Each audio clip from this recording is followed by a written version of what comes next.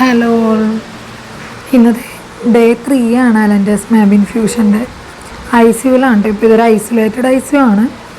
ഞാൻ മാത്രമേ ഉള്ളൂ ഈ റൂമിൽ. നേരത്തെ വാർഡിലായിരുന്നു, വാർഡ് ICUലായിരുന്നു. ഇന്നലെ കുറച്ച് റിയാക്ഷൻസ് ഒക്കെ ഉണ്ടായിരുന്നത് കൊണ്ട് ഇന്ന് ഈ ഐസൊലേറ്റഡ് ICUലേക്ക് മാറ്റിയിരിക്കുകയാണ്.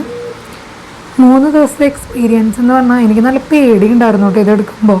കാരണം ഇതിന് കുറേ റിയാക്ഷൻസ് ഉണ്ടാകുമെന്ന് അവർ തന്നെ മെഡിസിൻ്റെ പ്രൊവൈഡേഴ്സ് തന്നെ നമ്മുടെ അടുത്ത് പറയുന്നുണ്ട്. പലതരത്തിലുള്ള റിയാക്ഷൻസ് ഉണ്ട്. ചിലപ്പോൾ റാഷസ് വരാം, ചിലപ്പോൾ നെഞ്ചുവേദന വരാം, ശ്വാസം മുട്ട് വരാം, ഈവൻ ദോ കാർഡിയക് അറസ്റ്റ് വരെ വരാം. സോ നല്ല പേടിച്ചാണ് കയറിയത്. പക്ഷേ നമുക്ക് ഇവിടുത്തെ സ്റ്റാഫ് എല്ലാം ഭയങ്കര സപ്പോർട്ടീവും നല്ല കമ്പനി ആയതുകൊണ്ട് അധികം അങ്ങോട്ട് പേടിക്കാണ്ട് അങ്ങോട്ട് പോയി. വലിയ കുഴപ്പമുണ്ടായില്ല. പിന്നെ ഡോക്ടറായാലും എപ്പോഴും അടുത്ത് വരികയും നമുക്ക് വേണ്ട ഗൈഡൻസ് ഒക്കെ തരികയും ചെയ്യുന്നതുകൊണ്ട് എനിക്ക് അത്ര ബുദ്ധിമുട്ട് എനിക്ക് ഫീൽ ചെയ്തില്ല. ഞാൻ ചോദിക്കുന്നതിനൊക്കെ കൃത്യമായിട്ട് ഉത്തരങ്ങൾ കിട്ടുന്നത് കൊണ്ട് ഡൗട്ട് ക്ലിയർ ചെയ്ത് പോകുന്നതുകൊണ്ട് വലിയ ബുദ്ധിമുട്ടുണ്ടായില്ല കേട്ടോ. ആദ്യത്തെ ദിവസം ഇഞ്ചക്ഷൻ ഇട്ട് കഴിഞ്ഞപ്പോൾ ഞാൻ നേരത്തെ പറഞ്ഞിട്ടുണ്ടല്ലോ, സ്വതവേ ഇഞ്ചക്ഷൻസ് ഭയങ്കര പേടിയാണ്. പക്ഷേ ഇതെന്താണ് അത്ഭുതം എന്നറിയാൻ പാടില്ല. ഇവർ ഓരോ പ്രാവശ്യം ക്യാനിലിടുമ്പോൾ ഇട്ടോളൂ എന്നല്ലാണ്ട് വേറെ ഒന്നും പറയാൻ എനിക്ക് തോന്നുന്നുണ്ടായില്ല. കാരണം എനിക്ക് എല്ലാത്തിനേലും ഇമ്പോർട്ടൻ്റ് ഇതേ ഈ മെഡിസിൻ. അങ്ങനെ ക്യാനിലേക്ക് ഇട്ടു. ഫസ്റ്റ് ദിവസം നമുക്ക് ഈ ഇഞ്ചക്ഷൻ തുടങ്ങുന്നതിന് മുമ്പ് കുറച്ച് പ്രീക്കോഷൻസ് എടുക്കേണ്ട കാര്യമുണ്ട്.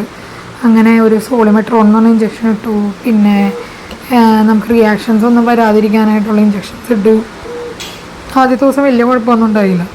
അത് കഴിഞ്ഞ് ഒരു രാവിലെ തന്നെ ഇവിടെ വന്നിട്ട് നമ്മൾ കയറിയതൊരു വൈകുന്നേരമൊക്കെ ആയപ്പോഴാണ് നമ്മൾ കയറുന്നത്.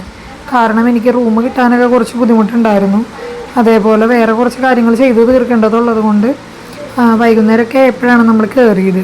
സോ ഒരു 3:30 ആയി, വൈകിട്ട് 3:30 ആയി ആദ്യത്തെ ദിവസം എനിക്ക് ഇഞ്ചക്ഷൻ സ്റ്റാർട്ട് ചെയ്തപ്പോൾ. പിന്നെ വെളുപ്പിന് 4:30 ആയപ്പോൾ അങ്ങനെ 12 മണിക്കൂർ ഏകദേശം കിടത്തിയിട്ട് ഒബ്സർവേഷനും കൂടി കഴിഞ്ഞിട്ടാണ് നമ്മളെ റൂമിലേക്ക് വിടുന്നത്. അപ്പം ഞാൻ റൂമിലോട്ട് പോകണമെന്ന് വാശി പിടിച്ച് പോയി.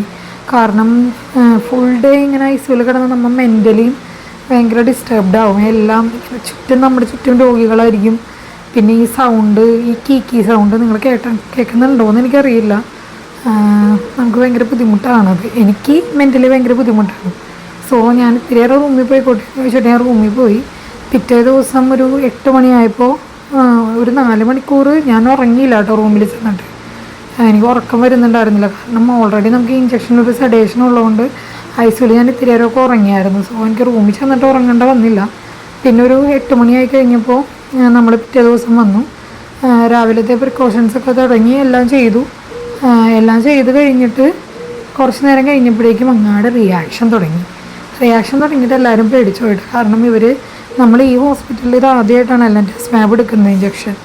ഇവിടെ കൊടുത്തുകൊണ്ടിരുന്ന മെഡിസിൻ റിട്രിക്സിമാബ് എന്ന് പറഞ്ഞതാണ്, ഞാൻ പറഞ്ഞില്ലേ. ഇത് ഒരു 6 മാസം കൂടുമ്പോൾ നമ്മൾ റിപ്പീറ്റഡ്ലി എടുക്കേണ്ടി വരുന്ന മെഡിസിനാണത്. സോ അവർക്ക് ഈ മെഡിസിൻ പുതുമയുള്ളതായിരുന്നു. അപ്പം അതിൻ്റെതായ പേടി അവർക്കും ഉണ്ടായിരുന്നു. ഡോക്ടർ പക്ഷേ കോൺഫിഡൻ്റ് ആണ്. ഡോക്ടർ ഇതിന് മുമ്പ് ഒരു ചേച്ചിക്ക് എൻ്റെ അറിവിൽ ഡോക്ടർ ഇതിന് മുമ്പ് ഈ മെഡിസിനായിട്ട് പരിചയമുള്ളതാണ്. അതേപോലെ തന്നെ ഡോക്ടർ ഇതിന് മുമ്പ് ഈ മെഡിസിൻ എടുത്തിട്ടുള്ളതാണ്. സോ ഡോക്ടറിന് ബുദ്ധിമുട്ടുണ്ടായിരുന്നില്ല. പിന്നെ സപ്പോർട്ടീവായിട്ട് നിൽക്കുന്ന നഴ്സസ് ആയതുകൊണ്ട് തന്നെ എല്ലാം നല്ല ഓക്കെ ആയിട്ടാണ് പോയിക്കൊണ്ടിരുന്നത്. അപ്പോൾ ആദ്യത്തെ കുറച്ച് നമ്മൾ ആദ്യമായിട്ട് ആ റിയാക്ഷൻസ് കാണുമ്പോൾ നമുക്കൊരു ബുദ്ധിമുട്ട് വരും. കാരണം ഞാൻ ഇതിനകത്ത് ചേർക്കാം അതിൻ്റെ ക്ലിപ്പെല്ലാം.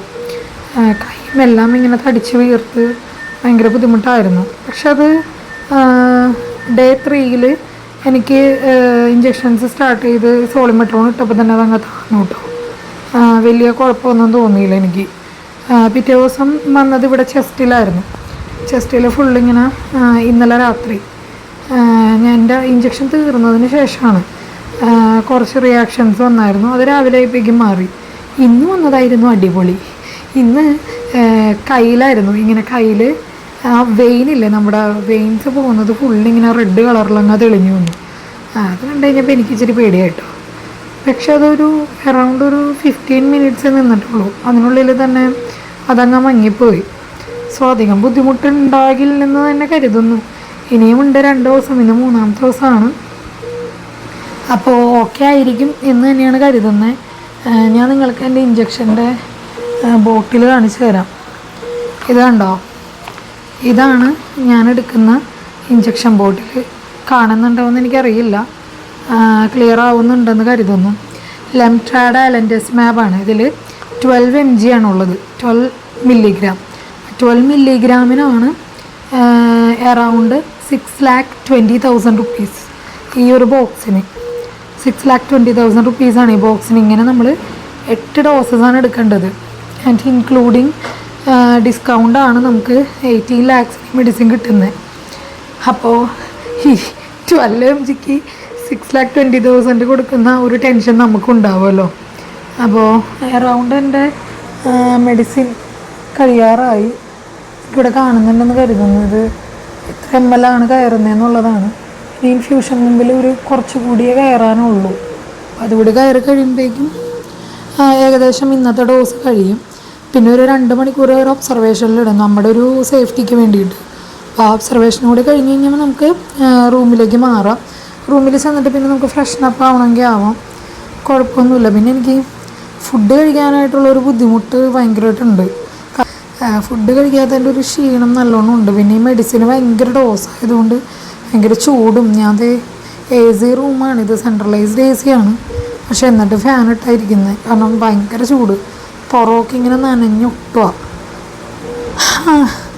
അങ്ങനെ ഇച്ചിരി മനോധൈര്യമൊക്കെ ഉള്ളത് കൊണ്ട് 3ാമത്തെ ദിവസവും വലിയ കുഴപ്പമില്ലാണ്ട് തീർന്നു. ഞാനും അധികം നഴ്സുമാരെ ബുദ്ധിമുട്ടിക്കാനായിട്ട് ശ്രമിക്കാറില്ല, കാരണം അത് നമ്മുടെ നിലനിൽപ്പിന് ബുദ്ധിമുട്ടുണ്ടാകും. അപ്പോൾ അവരായിട്ട് കമ്പനി അടിക്കുന്നതുകൊണ്ട് വലിയ ഇഷ്യൂ എനിക്ക് തോന്നുന്നില്ല ഡൈസ്. അപ്പോൾ ഇനി നാളെയും മറ്റന്നാളും കൂടി നമ്മുടെ ഇഞ്ചക്ഷൻ ഉണ്ട്. എല്ലാം നല്ലോണം തന്നെ നടക്കുമെന്ന് കരുതുന്നു. എന്നാൽ ഡിസ്ചാർജ് കിട്ടും എന്നുള്ളത് അറിയില്ല കേട്ടോ. നമ്മുടെ റിയാക്ഷൻ്റെ ഇതൊക്കെ അനുസരിച്ചിരിക്കും, എങ്ങനെയാണ് എൻ്റെ ബോഡി കണ്ടീഷൻ എന്നുള്ളതനുസരിച്ചിരിക്കും നമ്മുടെ ഡിസ്ചാർജ് വരുന്നത്. അപ്പോൾ എല്ലാവരും പിന്നെ പ്രാർത്ഥനയിൽ ഓർക്കുക, എല്ലാം നല്ലതുപോലെ തന്നെ സംഭവിക്കട്ടെ. Okay, by.